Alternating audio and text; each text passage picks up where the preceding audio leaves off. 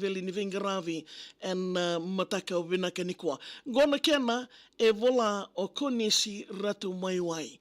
Mai dingomitiko ke kene Ulutaga-SOTA MOSIMOSI. Wanga ni momu nonguanga sa taiki. Dere wakayawa nongo wanga nano ina nonda viti. University ni deva rono ndoluti ni kendua me rei kiviti. Sorna sila sokongo na kena waka sakiti. Tini kabana emba ki sandinde endarungai mai sota. Wonga ni ndomo ya e familia ni rungoda. Au ede yani o dingoma to tolu sarmai kere sota o nakinaki mendarungande manda waka lailai. Nindreo malalo serene me serenandali. Waka muri kui sombu tuyani me urungodi kabitani. Koroturanga tomba rui maravo daru kele ena kena ekabi. Sombo rui mosi ndina daru sota tu waka wiwekani. Wewa sei tala noa na rei leso isa mbongi rui leka leka. Mbongi rua e tali katoa kena noke me sereka. Waile e rui mulo diao au cha au rui wendewa. Oru sombo nungulada ni dhangi ndonu tu na dewa. E kondaki Amerika e randau kaya.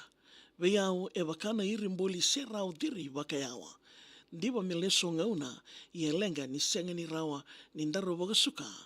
Ngosa waka mi maimbalolo ni waka nana no wale tunga. Ngauna ngoile dhavin rende singatale takindina weiau. Oi waka maravu ni ua voravora ni sokombiau. Dhangi munre malua au nanuma ni utandra. Nongui dhola mbimbi o maikui takasara wakayawa. Leka mosimosi na beso taringo. Keulewana tiko mindua tale manda na mbuto. Rui kami dhandina me waka na moli ni Hawaii. Se rato ndau kaya mai mbambasinga ni suitinga na kawai.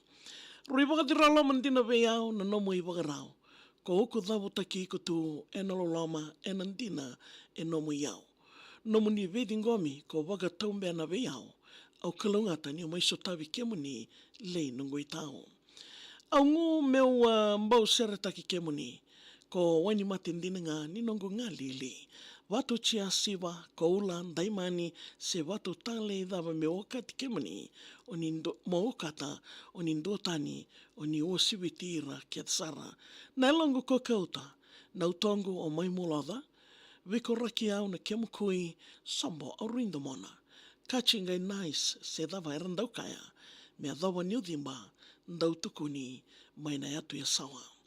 Kia wadia wakawondi ena senga ni utini e rawa.